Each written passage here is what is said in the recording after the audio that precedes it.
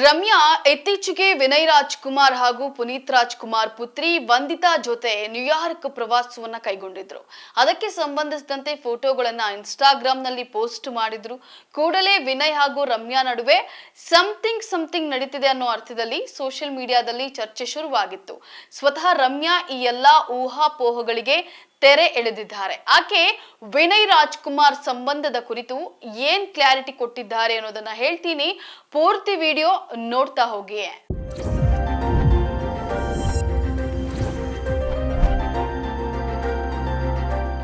ನೀವೆಲ್ಲ ಹೀಗೆ ಮನಸ್ಸಿಗೆ ಬಂದಂತೆ ಮಾತನಾಡೋ ಸಣ್ಣ ಮನಸ್ಥಿತಿಯನ್ನ ಬಿಟ್ಟುಬಿಡಿ ಅಂತ ಖಡಕ್ ಎಚ್ಚರಿಕೆಯನ್ನ ಕೊಟ್ಟಿದ್ದಾರೆ. ವಿನಯ್ ನನ್ನ ಸಹೋದರನಿದ್ದಂತೆ, ಸುಖ ಸುಮ್ಮನೆ ಏನೇನೋ ಊಹಿಸಿಕೊಳ್ಬೇಡಿ ಅಂತ ಹೇಳಿ ತಮ್ಮ ಇನ್ಸ್ಟಾಗ್ರಾಮ್ ಸ್ಟೋರಿಯಲ್ಲಿ ಪೋಸ್ಟ್ ಮಾಡಿದ್ದಾರೆ. ಇದೇ ವಿಚಾರದ ಬಗ್ಗೆ ಮತ್ತೊಮ್ಮೆ ರಮ್ಯಾ ಪ್ರತಿಕ್ರಿಯೆಯನ್ನ ನೀಡಿದ್ದಾರೆ.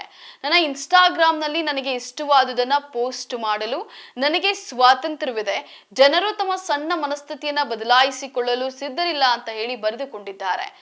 ನಟ, ನಟಿ ಅಥವಾ ನಿರ್ದೇಶಕ, ನಟಿ, ನಿರ್ಮಾಪಕ, ನಟಿ ಸಾರ್ವಜನಿಕವಾಗಿ ಸುತ್ತಾಡೋದನ್ನ ಕಂಡ್ರೆ ಗುಸುಗುಸು ಶುರುವಾಗ್ತದೆ. ಇಬ್ಬರ ನಡುವೆ ಏನೋ ನಡೀತಾ ಇದೆ, ಇಬ್ಬರು ಡೇಟಿಂಗ್ ಮಾಡ್ತಿದ್ದಾರಾ ಅಂತೆಲ್ಲ ಚರ್ಚೆ ಸೋಷಿಯಲ್ ಮೀಡಿಯಾದಲ್ಲಿ ಸದ್ದು ಮಾಡ್ತವೆ.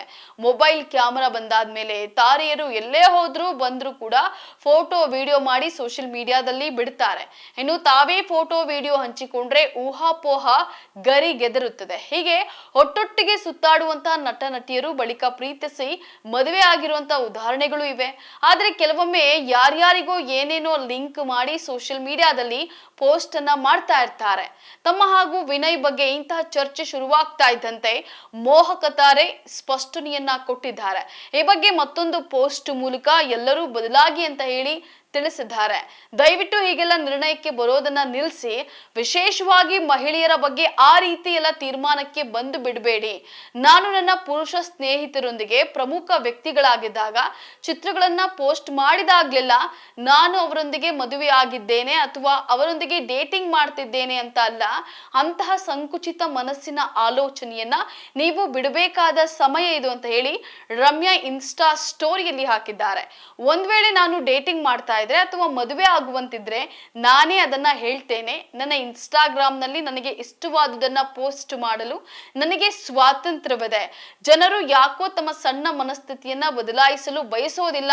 ಸೆಲೆಬ್ರಿಟಿ ಎಂಬ ಕಾರಣಕ್ಕಾಗಿ ಪೋಸ್ಟ್ ಮಾಡುವಾಗ ನಾನು ಹೆಚ್ಚು ಜವಾಬ್ದಾರಿಯುತವಾಗಿರಬೇಕು ಅಂತ ಹೇಳಿ ನಿರೀಕ್ಷಿಸೋದು ಬೇಸರದ ಸಂಗತಿ ಅಂತ ಹೇಳಿ ರಮ್ಯಾ ಬರೆದುಕೊಂಡಿದ್ದಾರೆ.